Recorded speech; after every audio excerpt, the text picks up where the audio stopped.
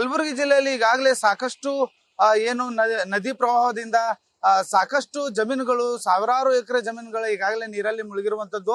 ಈ ಹಿನ್ನೆಲೆಯಲ್ಲಿ ಇವತ್ತು ಏನು ಕಲಬುರಗಿ ಜಿಲ್ಲೆಗೆ ಸಿಎಂ ಹಾಗೂ ಸಂಬಂಧಪಟ್ಟ ಸಚಿವರು ಕೂಡ ಭೇಟಿ ನೀಡ್ತಾ ಇರುವಂತದ್ದು. ಅದೇ ರೀತಿಯಾಗಿ ಏನು ಕೃಷಿ ಸಚಿವರಾದಂತ ಚಲುವ ನಾರಾಯಣ ಸ್ವಾಮಿ ಅವರು ಕೂಡ ಭೇಟಿ ನೀಡಿರುವಂತದ್ದು. ಈಗಾಗಲೇ ಏನು ಜಮೀನಿಗೆ ಭೇಟಿ ನೀಡಿ ಎಲ್ಲವನ್ನು ಕೂಡ ಪರಿಶೀಲನೆ ನಡೆಸ್ತಾ ಇರುವಂತದ್ದು. ರೈತರ ಜೊತೆ ಯಾವ ರೀತಿಯಾಗಿ ಏನೆಲ್ಲ ಕ್ರಮಗಳನ್ನ ಕೈಗೊಳ್ಬಹುದು, ಪರಿಹಾರದ ವಿಷಯವಾಗಿ ಪ್ರತಿಯೊಂದು ವಿಷಯವಾಗಿ ಈಗಾಗಲೇ ಸಾಕಷ್ಟು ಏನು ಸ್ಥಳಕ್ಕೆ ಭೇಟಿ ನೀಡಿ ರೈತರ ಅಹವಾಲುಗಳನ್ನ ಕೂಡ ಈಗಾಗಲೇ ಕೃಷಿ ಸಚಿವರು ಕೇಳಿರುವಂತದ್ದು. ರೈತರು ಕೂಡ ಸಾಕಷ್ಟು ಏನು ತಮ್ಮ ಸಮಸ್ಯೆಗಳನ್ನ ಕೃಷಿ ಸಚಿವರ ಮುಂದೆ ಇಟ್ಟಿರುವಂತದ್ದು.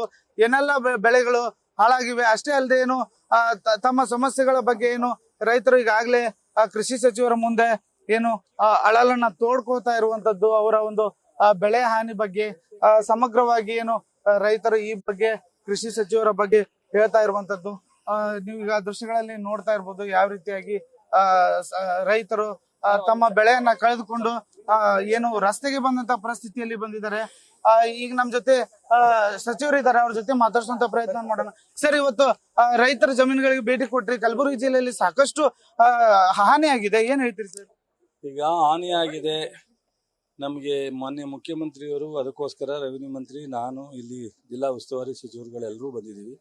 ಕೆಲವರು ವೈಮಾನಿಕ ಸಮೀಕ್ಷೆ ಮಾಡ್ತಾ ಇದ್ದಾರೆ. ಮಧ್ಯಾಹ್ನ 3 ಗಂಟೆಗೆ ಮೀಟಿಂಗ್ ಮಾಡಿ ಏನೆಲ್ಲ ಅಧಿಕಾರಿಗಳ ಹತ್ರ ಮಾಹಿತಿ ತಗೊಂಡು ಯಾವ ರೀತಿ ಪರಿಹಾರ NDRF ನಲ್ಲಿ ಏನು ಮಾಡ್ಬೋದು ಅಥವಾ ನಮ್ಮ ಇನ್ಸೂರೆನ್ಸ್ನಲ್ಲಿ ಮಿಡ್ ಸೀಸನ್ ಅಡ್ವರ್ಸಿಟಿನಲ್ಲಿ ಏನು ಪರಿಹಾರ ಕೊಡ್ಬೋದು ಎಲ್ಲವನ್ನು ತೀರ್ಮಾನ ತಗೊಂಡು ಕೇಂದ್ರಕ್ಕೂ ಪತ್ರ ಬರೆಯೋದಿದೆ. ಅದೆಲ್ಲ ಘೋಷಣೆ ಮಾನ್ಯ ಮುಖ್ಯಮಂತ್ರಿಯವರು ಮಧ್ಯಾಹ್ನ ಮೀಟಿಂಗ್ ಆದ್ಮೇಲೆ ಮಾಡ್ತಾರೆ. ಒಂದು ಎಕರೆಗೆ 20 ರಿಂದ 25 ಸಾವಿರ ರೂಪಾಯಿ ಕೊಡಬೇಕನ್ನೋ ವಾಸ್ತವವಾಗಿ ಸತ್ಯ. ಜನ ಹೇಳೋದು ಡ್ಯಾಮೇಜ್ ಆಗಿದೆ, ತುಂಬಾ ಲಾಸ್ ಆಗಿದೆ ಅವರಿಗೆ.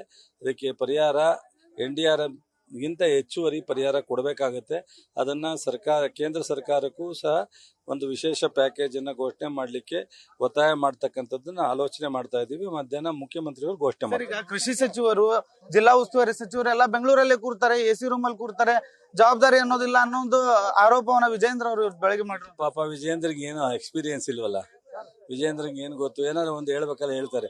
ನಿರಂತರವಾಗಿ ಕಳೆದ 3 ತಿಂಗಳಿಂದನೂ ರೈತರ ಪರ ಏನೇನ್ ಡ್ಯಾಮೇಜ್ ಆಗಿದೆ ಎಲ್ಲ ರಿಪೋರ್ಟು, ವಿಡಿಯೋ ಕಾನ್ಫರೆನ್ಸ್ ಇರ್ಬೋದು, ಜಿಲ್ಲಾ ಉಸ್ತುವಾರಿ ಸಚಿವರು ಇಲ್ಲೇ ಸ್ಟಿಕಾ ನೋಡಿದ್ದಾರೆ, ಎಲ್ಲ ಮಾಹಿತಿ ಪಡೆದು ಪ್ರೋಸೆಸ್ ನಡೀತಾ ಇದೆ. ಪಾಪ ಅವ್ರಿಗೆ ಏನಾಗುತ್ತೆ, ಏನೋ ಒಂದು ಮಾತಾಡ್ಬೇಕಲ್ಲ. ಅಪೋಸಿಷನ್ ಅವರು ಮಾತಾಡ್ತಾ ಇದ್ದಾರೆ. ಇದಿಷ್ಟು ಏನು ಕೃಷಿ ಸಚಿವರು ಹೇಳ್ತಾ ಇರುವಂತದ್ದು.